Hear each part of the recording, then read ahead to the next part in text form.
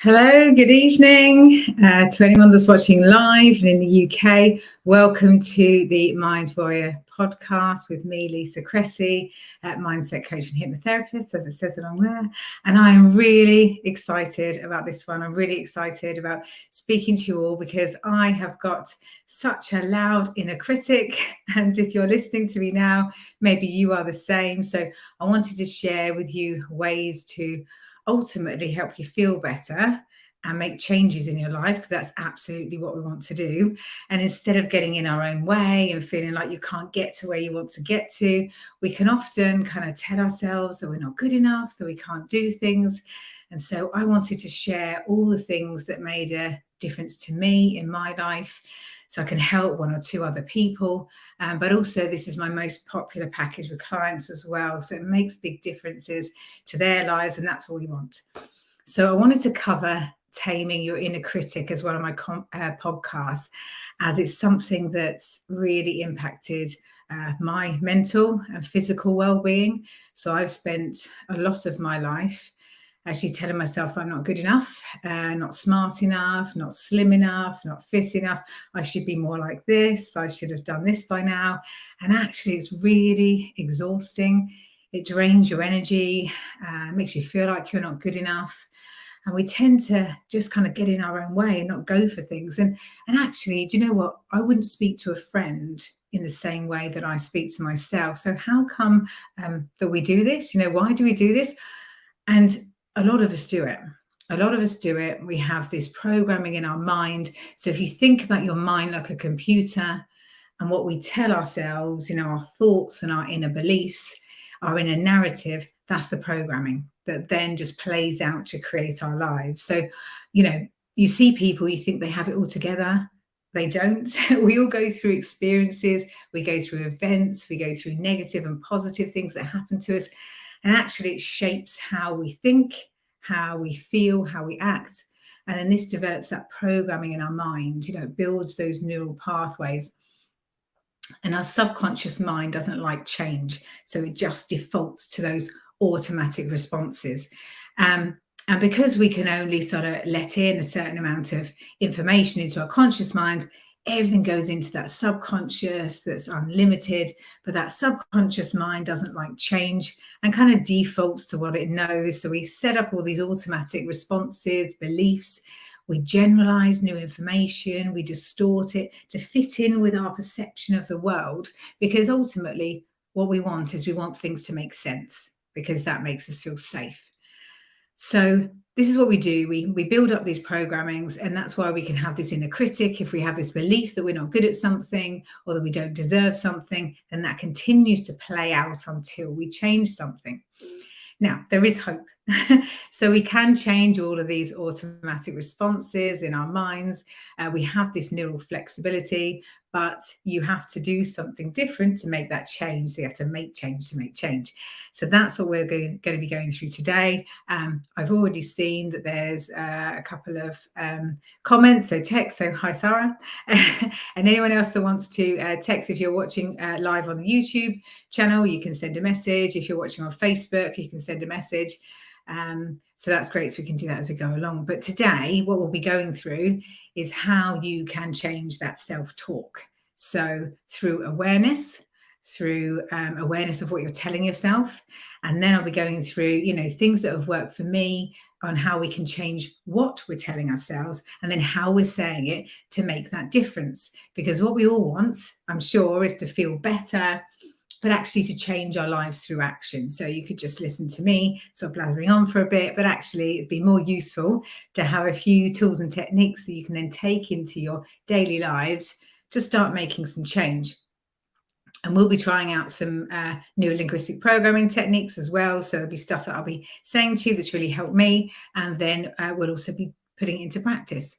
And, this isn't a really long podcast. I'm going to condense this all into about half an hour because I know, as I'm the same, we've got really busy lives. So we can't have these techniques, these tools that are going to take hours and hours out of our day. We don't have the time. So we've just got a few things here that are actually going to save you time, because how much time do you spend in fear and sort of procrastinating because you're going over and over in your mind about that inner critical voice? So this is going to actually save you some time, make you feel better. But remember, it is a practice. So you wouldn't expect to go to the gym and suddenly be really buff.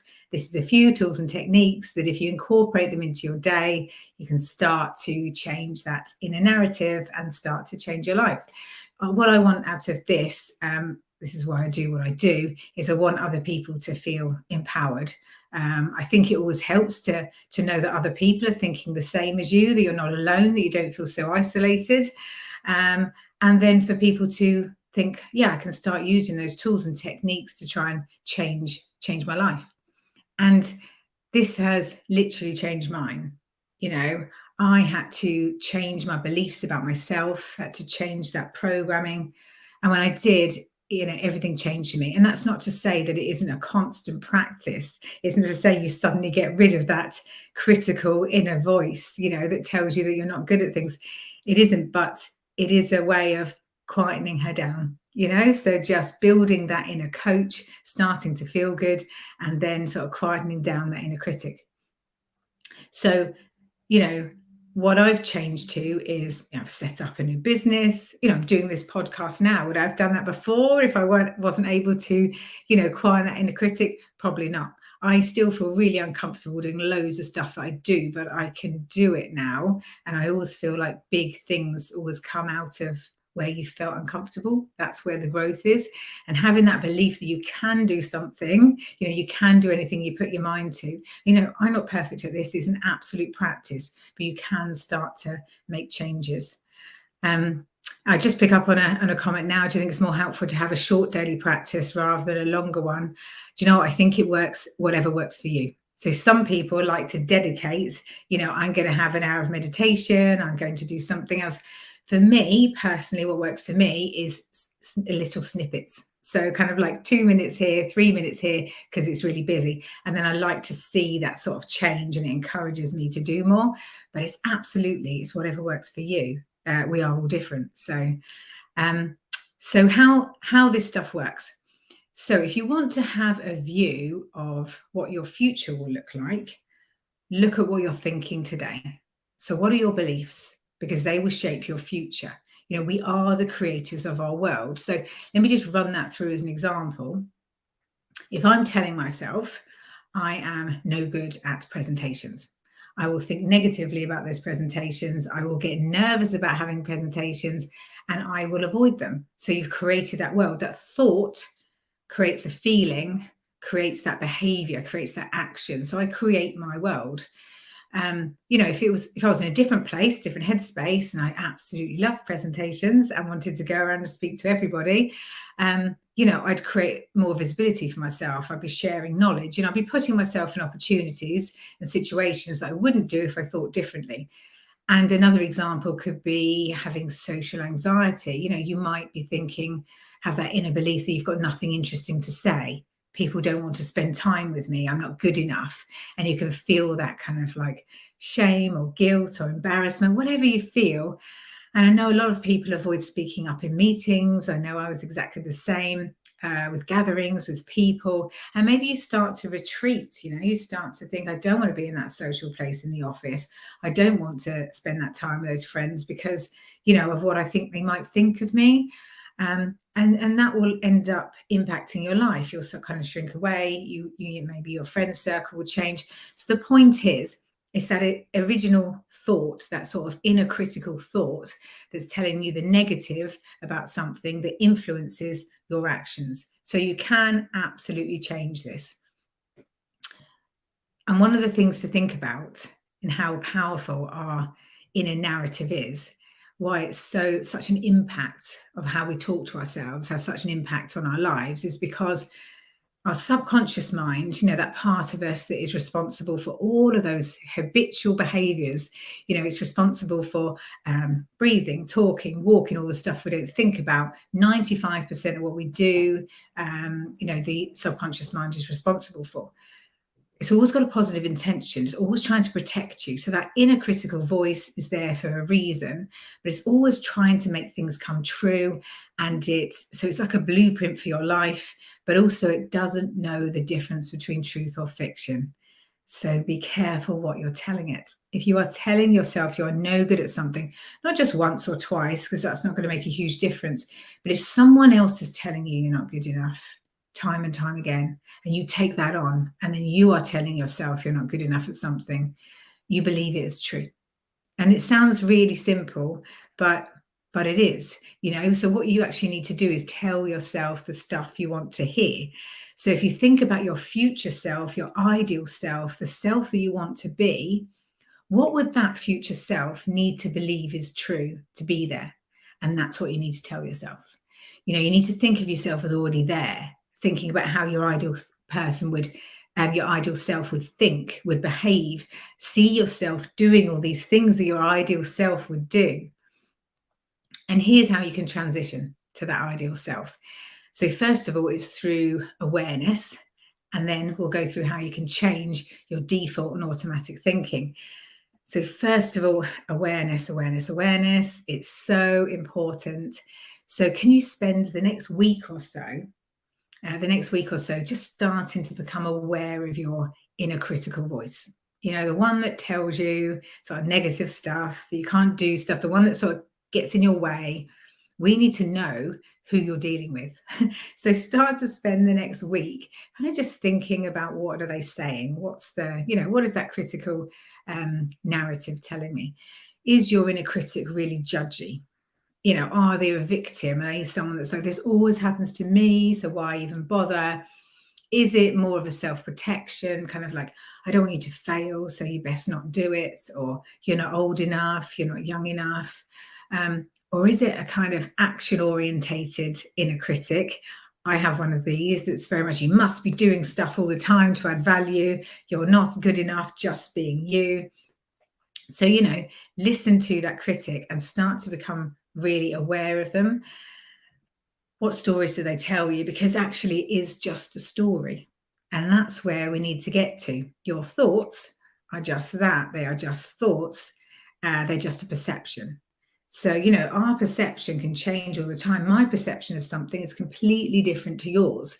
You might look out the window and think you see like a cat.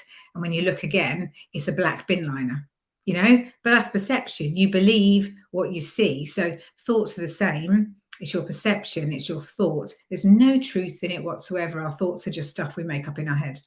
So you can change that. So those inner critic thoughts and messages, this is what we want to change. So the first thing is being aware of them, but then knowing that you can change them, that you can let them go. So it's then about challenging that message.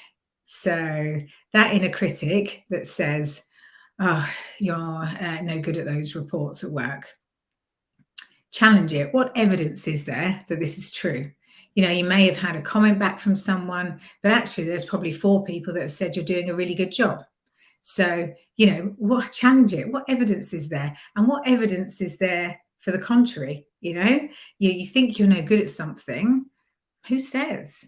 Has one person said it? I'm sure there's 10 people that said you are good at it. So start challenging these thoughts, because it starts to build new neural pathways. It starts to believe more problem solving. You're training your brain to be more of a problem solver, to kind of go, there is another way. There is another way. There's, what else could be true? And after you challenge that, just think about what you really need to hear. So start taking your power back, rather than listening to that same old little voice. What do you actually need to hear? So if that inner critic is saying, don't go for the job interview, you're not good enough, don't sort of beat yourself up and go, oh, there's that inner critic voice again. Why am I saying it? Why am I being so negative to ourselves? Because then you are sort of double beating yourself up. And what we want to do is move into a place where we're speaking to ourselves more like a coach, more like a cheerleader, more like someone who supports us. So the word I use when I have that inner critical voice is be curious. Curious is the word. It's two words, be curious. But curious is the word because I become curious about what is that inner critical voice trying to protect me from. It's always got a good intention. Our minds have always got a good intention. There's no malice in there. So what is it trying to protect me from? Maybe it's trying to protect me from, in that example about the interview, from feeling bad if I don't get it. So, what I could think is, thank you. I understand why that's the thought. You're trying to protect me from not getting the job, but I got this. It's fine. And actually, I feel good about just going for the interview. Release the outcome. It doesn't have to be, I can only feel good if I get the job.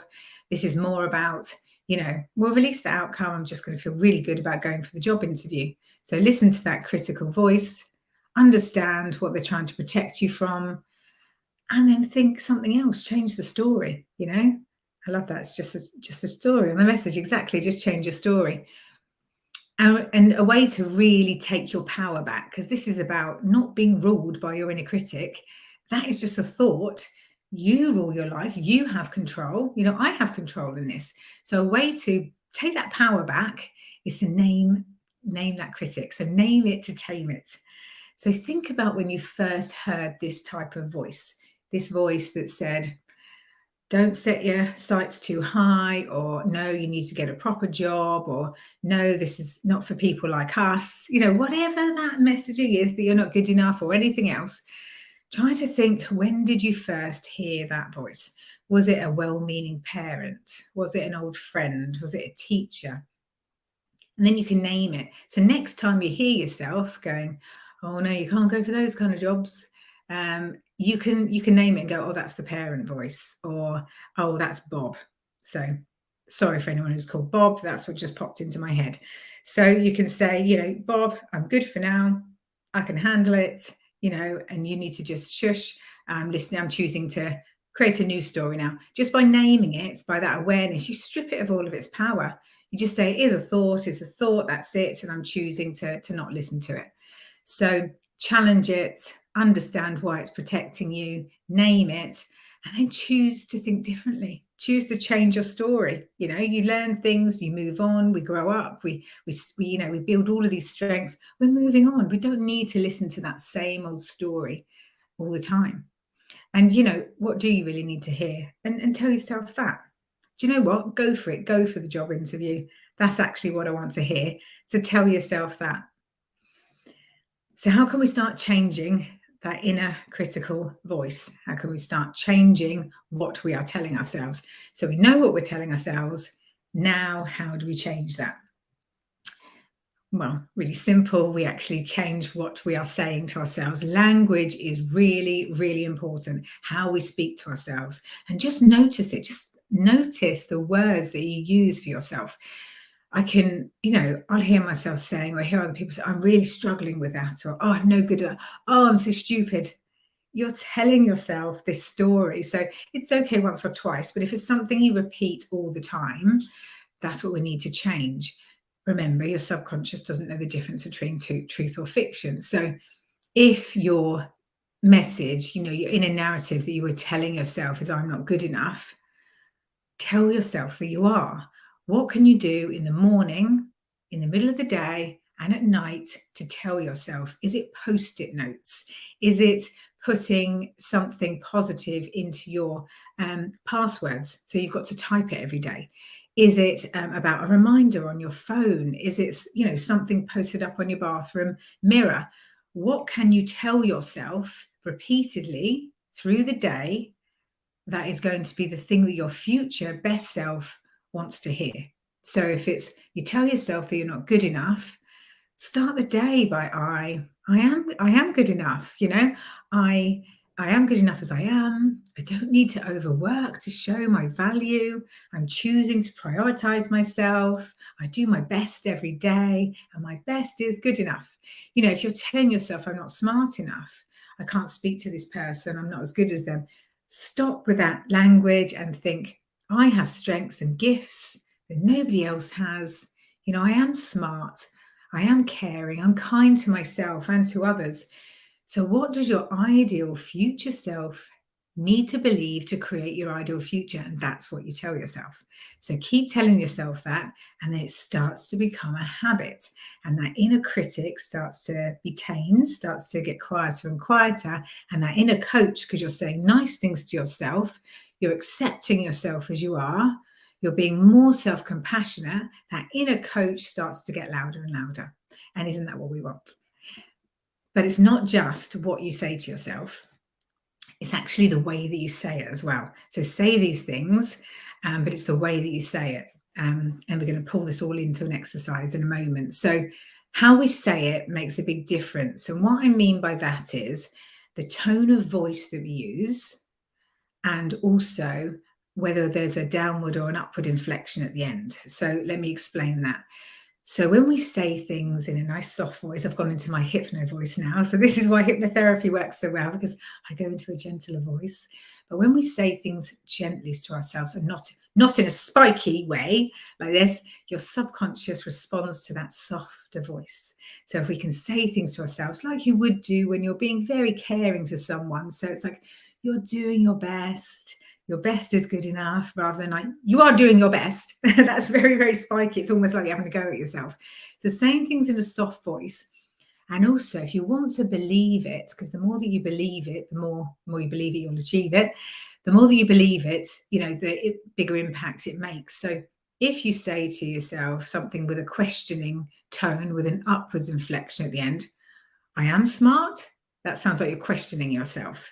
If you say, I am smart, with a downward inflection, I do my best, that's like questioning yourself. I do my best. But if you say, I do my best, and that is good enough, with a downward inflection, it's powerful. It sounds like you know what you're talking about. So if you can speak to yourself with that tone, a softer voice, downward inflection, think about the language. These techniques don't take long, do they? It's a minute in the morning.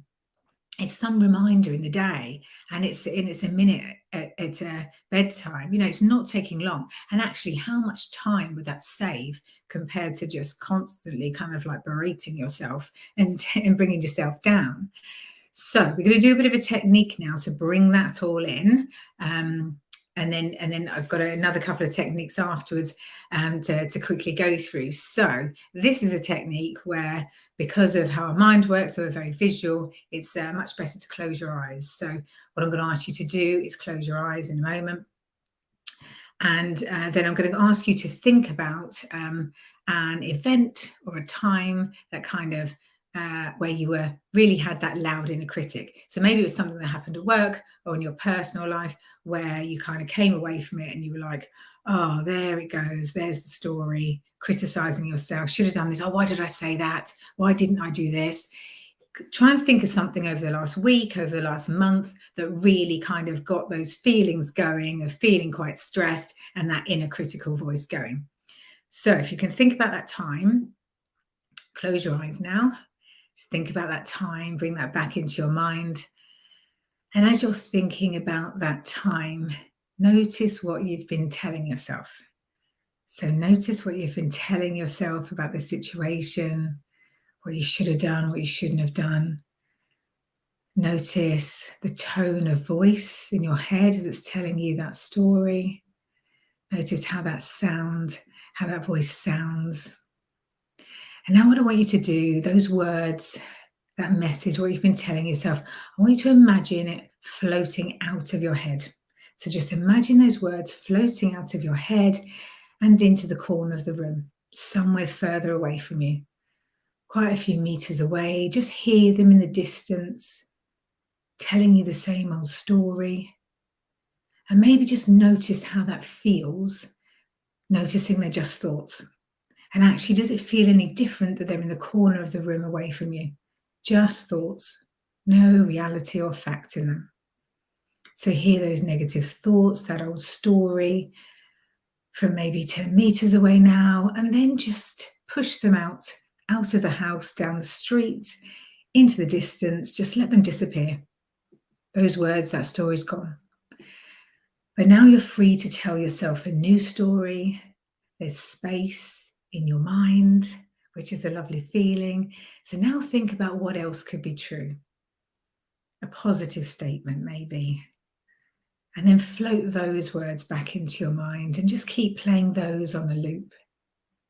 And just notice how easy or hard it is for you to think about a positive story and how it feels to have that going around in your mind.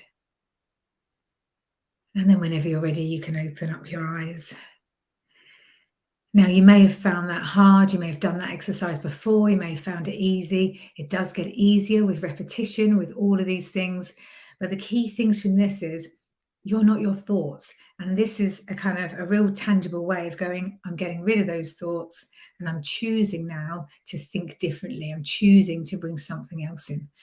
So that's the real kind of like important thing there. And also to just see how easy or difficult it was to try and think something different. Because the more that you train yourself to think about a positive result or just something else, it doesn't even have to be positive. If you struggle with that, just something neutral, something that's different. You're training yourself to start looking at the flip side. There's always different angles. There's always different perspectives, and you are teaching yourself that. So another sort of neurolinguistic programming technique that we're going to use in a minute is about sort of detaching a feeling away from previous events. So when we have feelings associated with things that have happened to us, that can really sort of impact how we behave and how we act in future events. If you're, for example, if you're feeling anxious about presentations, you've had a presentation before, you didn't feel like it went very well, you've got those negative feelings attached to that event, you're more likely to be anxious in the future unless you change this programming. And you can do that really simply in the matter of 2 or 3 minutes. I'm going to show you a neurolinguistic programming technique to be able to do that. In a moment, I'm going to ask you to think about a time when maybe your confidence has been completely knocked. Maybe a time when you got really anxious about something, when you had that really loud inner critic. Because what we're going to do is we're going to change how you feel about that. You'll still remember everything, but how it's kind of categorized in your mind, which means that you remember everything, but with less of the sort of the emotional states that you got into. We can change that state into one of more calm. Okay, so think of a time now in your mind where you've had your confidence knocked, a situation where you might have felt quite badly about something. We're going to just change those feelings. So again, close your eyes and bring back that memory into your mind. So bring it back now into the forefront of your mind. And then I want you to just think about how you feel when you think about this memory. So on a scale of 1 to 10, is it something where you feel 1 when I'm thinking about this memory? 1 is it doesn't bother me at all. 10 is I feel really, really anxious or really bad. So just see where you are on that scale. And then when you're thinking about this memory in your mind, is it a big picture in your mind? Are you in it? Or are you watching yourself? Is it really colourful? Is everything moving? Just see how this shows up for you. And now what I want you to do is think about if there's any sound associated. Can you hear any background noise still happening? Or is there internal thoughts, running around quite loud in your head? Or is there no sound at all? And where are you feeling this in your body? So when you're thinking about this event, this time, where are you feeling it in your body? Is there a tightness in your chest, for example? Is there a knot in your stomach? Do you have a fuzzy head? Where are you feeling this in your body when you think about this time? And knowing where you kind of rated that, what we're going to do now is see if we can shift that. So I want you to think about that memory in your mind, that picture.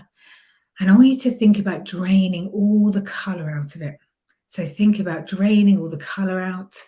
So it's going grey, going black and white. And as you drain all that colour out, it goes more blurry, it goes more fuzzy, goes all grainy.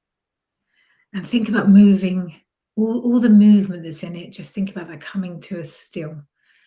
So just losing all the movement as well. So everything's coming to a stop, all the people are coming to a stop. anything around you, that's all coming to a stop. So now it's more like a big black and white photograph.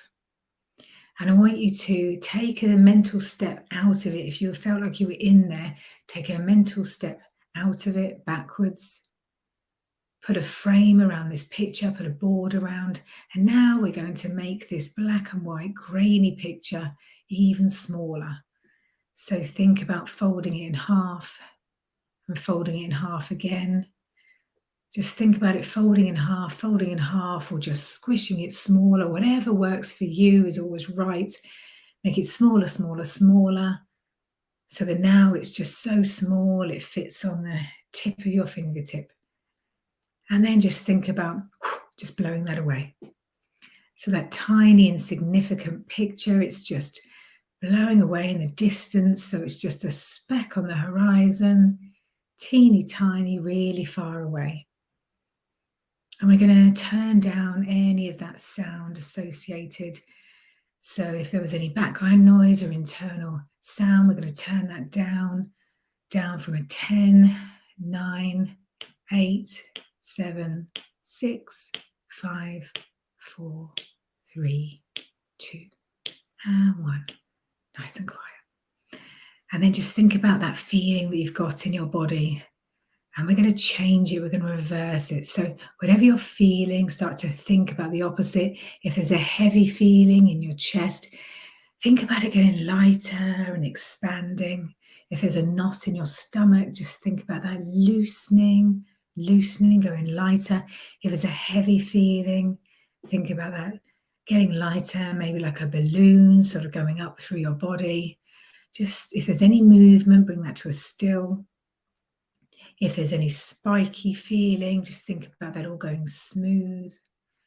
And what you can do as well is you can start to change the color of that feeling. So if you're thinking about that negative feeling like a red or a black, just think about it starting to go into a golden glow.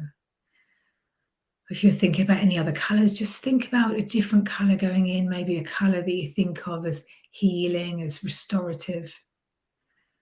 And then think about that feeling in your body, wherever it is. And I want you to pop it outside. So just think about popping it outside of your body. And then again, just let that float away. So let it float away into the distance, back out to the horizon. You've externalized it and it's floating away. Oh, feel that release. And then now try and think about where you are on that scale. If you think about that memory now, where are you on that scale? Has that shifted for you? And you can open up your eyes. And you can see it's the same principles as everything that I've been talking about, that you can choose to no longer have that feeling, let it fade away, drift away. You can choose not to have those thoughts. You're the one that's powerful. You're the one that has control over your thoughts and your feelings. Where your mind commands, your body follows.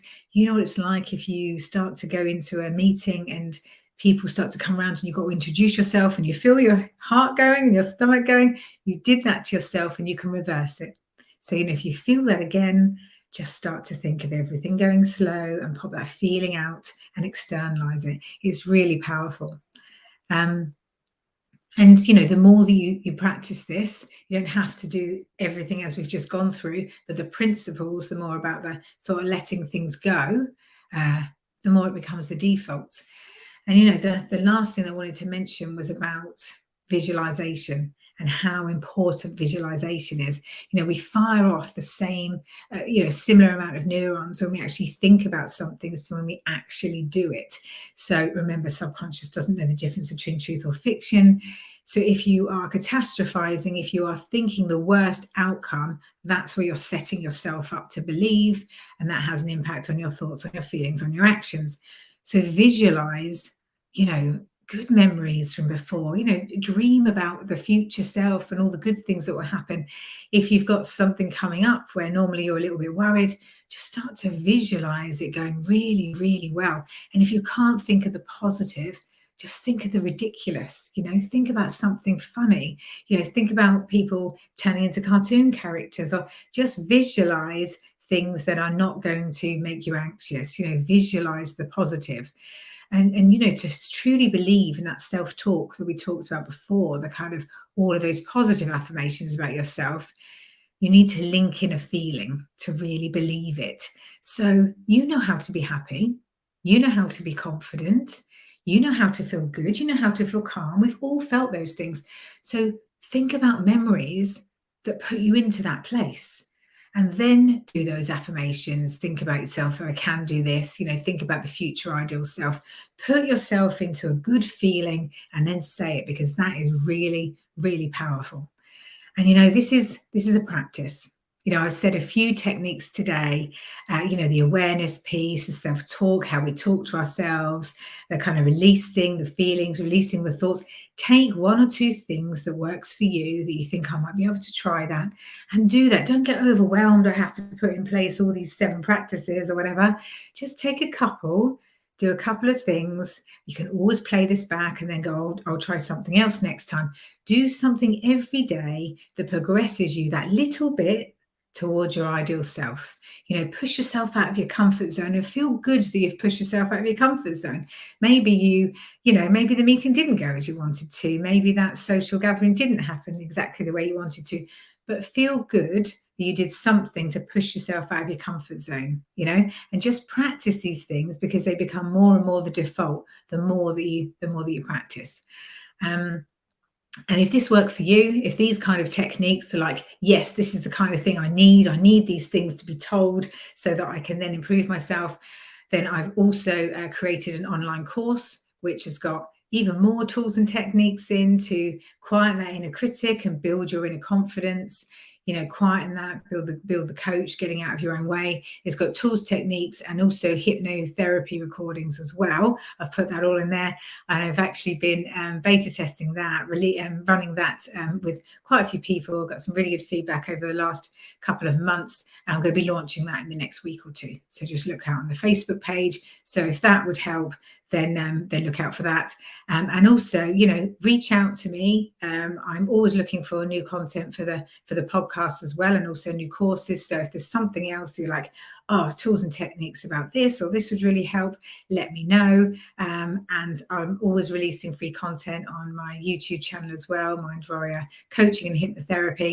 And I've also got the one-to-ones. So anything, I'm really keen to help people in the same way that it's kind of changed my life. Hopefully it can help you and make a difference to you as well. So I hope you found that useful. Thank you so much for engaging. Thank you so much for listening in. I really appreciate it. And I'll be back soon with another podcast.